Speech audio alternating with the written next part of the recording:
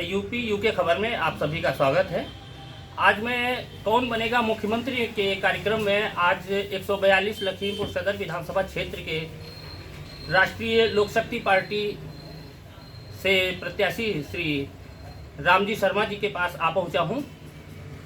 मैं बता दूं आप सभी को कि ये पेशे से एडवोकेट हैं और अच्छे खासा जो है शिक्षित परिवार से बिलोंग करते हैं, शिक्षित हैं।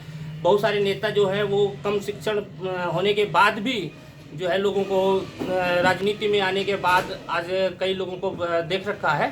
तो मैं अब आप सभी को बता दूं कि मैं बात करता हूं। आपका स्वागत है जी। मैं डॉक्टर रामजी शर्मा एडवोकेट सदर विधानसभा 142 का प्रत्याशी हूँ। मैंने देखा कि जो पार्टियां हैं वो ज़मीनी स्तर पे कार्य नहीं कर रही हैं। जो गरीब हैं, शोषित हैं, पीड़ित हैं, उनके लिए ज़मीनी स्तर पे कोई योजनाएं नहीं बनाई गई हैं। तो हम राष्ट्रीय लोक शक्ति पार्टी के द्वारा 142 विधानसभा सदर के लिए हम प्रबल दावेदार हैं और हमारे जो मुद्दे हैं 500 यूनिट बिजली हम अपनी विधानसभा में लोगों को फ्री देंगे और 10,000 रुपये मासिक वोटर पेंशनशिप। जैसे अमेरिका, जापान है, वहाँ पे मतदाता जो है, मतदाताओं को वोटर सिर्फ पेंशन दी जाती है। हमारे इंडिया में एक बार सरकार यदि मतदाता बना देता है तो उसके बाद जो सरकार बनती है वो तो अरबों खरबों का खेल खेलती है, लेकिन मतदाता को क्या मिलता है? मतदाता को कोई पेंशन नहीं मिलती है। इसलिए हमने ये घोषणा की है यदि हमारी सरकार बनती है तो 10,000 रुपये मासिक हम पेंशन प्रदान करेंगे और पत्रकार हैं, अधिवक्ता बंधु हैं, इनकी सुरक्षा के लिए हम अधिनियम बनाएंगे। किसानों का कर्जा माफ़ किया जाएगा। 50 लाख रुपए तक जो है हम अपने व्यापारी जो हमारे भाई हैं उन व्यापारियों के लिए लोन मुक्त हम कर्जा उनको प्रदान करेंगे। किसानों के लिए भी कर्जा प्रदान करेंगे। ये हमारे ढेर सारे जैसा कि अभी आप बता रहे हैं किसानों के लिए बहुत कुछ करेंगे, तो किसानों के लिए अभी सबसे बड़ी मुख्य समस्या यहाँ पर आ रही है कि गन्ना किसान जो हमारे क्षेत्र में हैं उनके गन्ने का भुगतान समय से नहीं हो पा रहा है। इसके बारे में आप जी, गन्ने के भुगतान के लिए हम प्रबल पैरवी करेंगे और सरकार से हमारी यह सरकार बनती है तो हम ऐसे प्रोविजन करेंगे जो भी गन्ना लगाएंगे 8 दिन के अंदर, 1 सप्ताह के अंदर जो है उनको गन्ने का पेमेंट उनके खाते में भिजवाएंगे। ये ऐसा हम प्रोविजन लाएंगे, एक अधिनियम बनाएंगे, एक कानून बनाएंगे कि जैसे ही गन्ना किसान लगाता है 1 सप्ताह के अंदर उनको पेमेंट भेज दिया जाए। या चीनी मिल गन्ने का भुगतान नहीं करती हैं तो उनके मैनेजमेंट जो पदाधिकारी हैं उनके खिलाफ हम लोग जो कड़ी कानूनी कार्रवाई करने का कार्य भी करेंगे।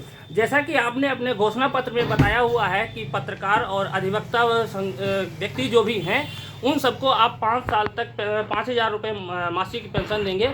उसके बारे में आप क्या कह रहे हैं? ये आप पहली बार आप ऐसा कर रहे हैं, इससे पहले किसी भी सरकार ने ऐसा नहीं किया। इसके बारे में आप हमने देखा है कि नए पत्रकार बंधु हमारे जो आते हैं इस फील्ड में, पत्रकारिता के फील्ड में, उनके लिए बड़ी समस्याएं होती हैं। शुरुआती दौर में उनको अपने जीवन निर्वाह करने के लिए उनको कोई मजबूत आधार और मजबूत सहायता नहीं दे पाता है। तो हमारी सरकार बनने पर हम पत्रकारों को प्रारंभिक 5 साल तक 5,000 रुपये जीवन निर्वाह भत्ता देंगे और हमारे अधिवक्ता भाई बंधु जो हैं जो डिग्री लेकर के आते हैं उनको प्रारंभिक जो समय 5 साल तक होता है उनको मजबूत खर्चे नहीं मिल पाते हैं। इसलिए 5 साल तक प्रारंभिक हम उनको जो है मंथली 5,000 रुपये जीवन निर्वाह भत्ता के रूप में देने के लिए हम जो है अपना कोई ना कोई उपाय। जैसे कि अभी यहाँ पर हमारे देश में, हमारे प्रदेश में और जनपद में भी बेरोजगारी एक अहम मुद्दा है। इसके बारे में आप क्या कहें? बेरोजगारी अब देखा जाए तो कई सरकारें अभी तक आ गई हैं और घोषणाएं बहुत बड़ी बड़ी करती हैं कि हम रोजगार देंगे, इतने करोड़ रोजगार देंगे, लेकिन कागज पर वो कागजी उनके पास रिकॉर्ड होते हैं। कितने बेरोजगार घूम रहे हैं पूरे भारत में, कितनी बेरोजगारी है ये सरकार को मालूम है। जो भी सरकारें आती हैं झूठे वादे करती हैं लेकिन रोजगार नहीं दे पाती हैं। क्या विदेशों से सामान मंगाया जाता? हम ऐसी व्यवस्था लगाएंगे, भारत में फैक्ट्री लगाएंगे और यहाँ निर्माण करेंगे, विदेशों में हमारा सामान बिकेगा।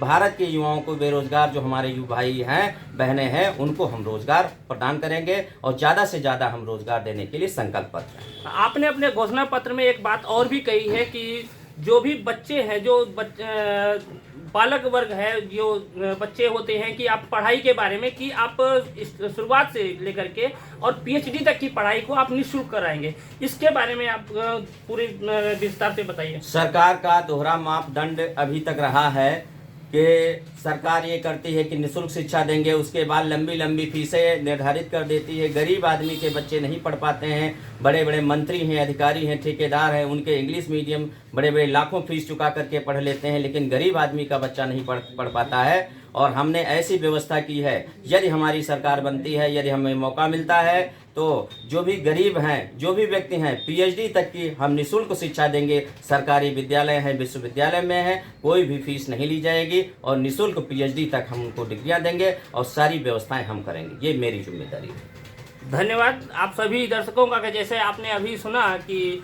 डॉक्टर रामजी शर्मा एडवोकेट ने अपने विचार रखे, तो सभी मैं दर्शकों को ये बताना चाहूँगा कि जिस तरह से इनकी पार्टी राष्ट्रीय लोक शक्ति पार्टी जो है वो इनको यहाँ पर लखीमपुर सदर से प्रत्याशी बनाया गया है और इनकी पार्टी जब सत्ता में आएगी तो इन्होंने बहुत बड़े दावे किए हैं और उन दावों पर कितने खरे उतरते हैं, कितना अच्छा लगता है, किस तरह से ये आगे कार्य करेंगे, ये आने वाले समय में पता चलेगा।